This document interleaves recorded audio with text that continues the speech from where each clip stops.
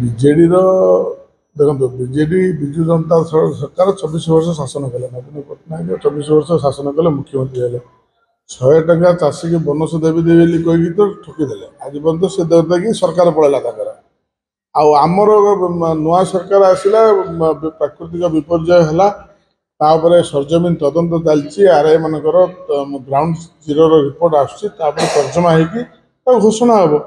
ଯେହେତୁ ଗୋଟେ ପ୍ରବାସୀ ଭାରତୀୟ ଦିବସ ଚାଲିଛି, ସମସ୍ତ କାର୍ଯ୍ୟକ୍ରମରେ ସରକାର ବ୍ୟସ୍ତ ଅଛନ୍ତି। ନିଶ୍ଚିତ ଭାବରେ ଯାହା ମୋହନ ମାଝୀ ସରକାର କହିଛି ତାହା ନିଶ୍ଚିତ ଭାବରେ ଚାଷୀଙ୍କ ପାଖରେ ପହଞ୍ଚିବ।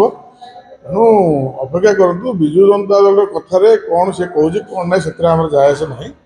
କାରଣ ସେମାନେ ଯାହା କହିଥିଲେ, ସେମାନେ 24 ବର୍ଷରେ କ'ଣ ସରକାର ଲୋକଙ୍କ ପାଇଁ କରିଛନ୍ତି ସେଟା ତାଙ୍କୁ ମଧ୍ୟ ଲୋକ ଜବାବ ଦେଇଛନ୍ତି।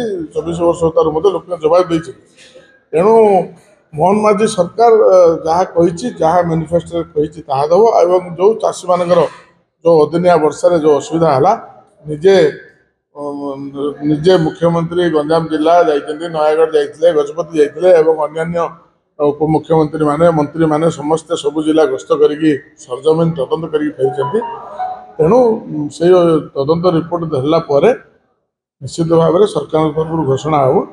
ନିଶ୍ଚିତ ଭାବରେ ଚାଷୀ କ୍ଷତିପୂରଣ ପାଇବେ ବୋଲିକି ସମସ୍ତେ ଆଶା ରଖିଛନ୍ତି ଏବଂ ନିଶ୍ଚିତ ଭାବରେ ଚାଷୀମାନେ କ୍ଷତିପୂରଣ ପାଇବେ, କାରଣ ନିଜେ ତ ମୁଖ୍ୟମନ୍ତ୍ରୀ ଡିକ୍ଲେୟାର କରିଛନ୍ତି। ଆଉ ଗୋଟେ କଥା କଂଗ୍ରେସ କହୁଛି ଯେ ପ୍ରବାସୀ ଭାରତୀୟ ଦିବସ ହଉ, ବିଶ୍ୱ ପରିଚୟ ମିଳୁ, କିନ୍ତୁ ଓଡ଼ିଆ ଲୋକ ମାଡ଼ କରୁଛନ୍ତି, ତାଙ୍କ ପ୍ରତି କିଛି ନାହିଁ। ଦୋକାନ ବଜାର ଉଚ୍ଛେଦ ହେଲା, ଇଏ ଗୋଟେ କିଭଳି ଭାବରେ ରାଜନୀତିକରଣ କରାଯାଉଛି? ଦେଖନ୍ତୁ ସାର୍, ଦୋକାନ ବଜାର ଉଚ୍ଛେଦ ହେଲା, ଇଏ କଥା ହେଲା ଆଜ୍ଞା। ଦେଖନ୍ତୁ, ଯେଉଁମାନେ ସରକାର ଆରମ୍ଭରୁ କହିକି ଆସିଛନ୍ତି ଯେ ଯେଉଁମାନେ ସରକାର ଜମି ଏନକରେଜ କରିକି ରଖିଛନ୍ତି ସେମାନଙ୍କୁ ହଟାଯିବ। ଏଟା ତ ପ୍ରଥମରୁ କହିକି ଆସିଛନ୍ତି। କେବଳ ଏଇଠି ବୋଲିକି ନାହିଁ, କେବଳ ଏଇଠି ବୋଲିକି ନାହିଁ। ଦେଖନ୍ତୁ ଆପଣମାନେ ସାରା ଓଡ଼ିଶାରେ ପ୍ରତ୍ୟେକ କୋଣ ଅନୁକୋଣରେ ଯେଉଁ 24 ବର୍ଷ ହେଲା ଯେଉଁମାନେ ସରକାରରେ ଥିଲେ ସେମାନଙ୍କର ମଳିମୁଣ୍ଡିଆ ମାନେ ବିଭିନ୍ନ ସରକାରୀ ଜାଗା ସବୁ ଜାଗାରେ ମାନେ ଜୋର ଜବରଦସ୍ତି କରି ରଖିଛନ୍ତି, ଯଦ୍ୱାରା ସେମାନଙ୍କୁ ବର୍ତ୍ତମାନ ଶସ୍ତା ରାଜନୀତି କରୁଛନ୍ତି। ଯେହେତୁ ପ୍ରବାସୀ ଭାରତୀୟମାନେ ଆସିଲେ ଏମିତି କରାଯାଉଛି ବୋଲି ସେମାନେ ଶସ୍ତା ରାଜନୀତି କରୁଛନ୍ତି। ତେଣୁ ଏସବୁ କଥାରେ ନୂଆ ସରକାର ଗୁରୁତ୍ୱ ଦେବା କଥା ନାହିଁ। ସରକାର ତାଙ୍କ କାମ କରୁଛନ୍ତି। ତେଣୁ ସରକାର ଯେଉଁ ଠିକ୍ ସମୟରେ ଠିକ୍ ପଦକ୍ଷେପ ମଧ୍ୟ ନେଇଛନ୍ତି। ତେଣୁ ଏଥିରେ ବ୍ୟତିବ୍ୟସ୍ତ ହେବାର କିଛି ନାହିଁ। ଭାଇ, କାଲି ଯୋଉ ନବୀନ ପଟ୍ଟନାୟକ ଗୋଟେ ବୈଠକରେ ମାନେ ବିକ୍ଷୋଭ ପ୍ରଦର୍ଶନ କଲେ, ଗୋଟେ ଶକ୍ତ ଜବାବ ଯେ ଆପଣ କହିଲେ ଯୋଉ ବିଜେଡି ଭାଙ୍ଗି ଯାଉଛି ତା ଉପରେ ଗୋଟେ ପ୍ରହାର ବୋଲି ସେ କହୁଛନ୍ତି। ନାଇଁ ଦେଖନ୍ତୁ, ଦୀପ ଲିଭିଲା ବେଳେ ତେଜ।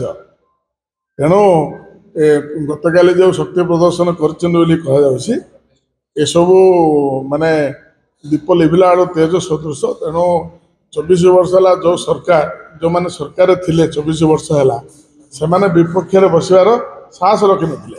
ତ ତାଙ୍କର ଯେଉଁ ପ୍ରକାର କାରନାମା ଥିଲା ତାକୁ ଯେତେବେଳେ ପ୍ରତିବାଦ କରିବାକୁ ବିରୋଧୀ ଦଳ ବାହାରୁଥିଲେ କି କୌଣସି ମାନେ ଧାରଣା ଦେଇପାରୁଥିଲେ, ସେମାନଙ୍କୁ ଜୋର ଜବରଦସ୍ତି ପୋଲିସର ଭୟ ଦେଖିକି ସେମାନଙ୍କୁ ମାନେ ଡରେଇ ଧମକେଇକି ମାନେ ପ୍ରତିବାଦ କରିବାରୁ କ୍ଷାନ୍ତ ରଖୁଥିଲେ। କିନ୍ତୁ ମୋହନ ମାଝୀ ସରକାର ସବୁବେଳେ ବିପକ୍ଷକୁ ଗୁରୁତ୍ୱ ଦେଇକି ଆସିଛି। ତେଣୁ ଗଣତାନ୍ତ୍ରିକ ଉପାୟରେ ପ୍ରତିବାଦ କରିବାର ସମସ୍ତଙ୍କର ଅଧିକାର ଅଛି। ଆଉ ଯେଉଁ ଶକ୍ତି ପ୍ରଦର୍ଶନ କରିଛନ୍ତି ବୋଲି କହୁଛନ୍ତି, ଆଉ ବର୍ଷ 6 ମାସ ତ ଗଲେ ପଞ୍ଚାୟତ ଇଲେକ୍ସନ ହେବ। ତେଣୁ ଏମାନଙ୍କୁ ଜାଗା ମଧ୍ୟ ମିଳିବନି ଯେ ସେମାନଙ୍କୁ କ୍ୟାଣ୍ଡିଡେଟ୍ ଖୋଜିଲେ ମିଳିବନି ଗ୍ରାମାଞ୍ଚଳକୁ ଗଲେ। ତେଣୁ ଧୈର୍ଯ୍ୟ ଧରନ୍ତୁ। ଆଉ ଯେଉଁମାନଙ୍କର ପଛୁଆ ମାନେ ପାଦ ତଳୁ ଖସି ଖସି ଗଲାଣି ସେମାନେ ନିଜ ନିଜର ସ୍ଥିତି ବଞ୍ଚାଇବା ପାଇଁ ତତ୍ପର ଅଛନ୍ତି। ତେଣୁ ଏଇ ପ୍ରକାର ମାନେ ଔଷଧ ଧାକାରେ ତାଟିଆ କାମୁଛନ୍ତି। ତେଣୁ ଅତି ଶୀଘ୍ର ବିଜୁ ଜନତା ଦଳର ନାମ ନିଶାନ ରହିବ ନାହିଁ।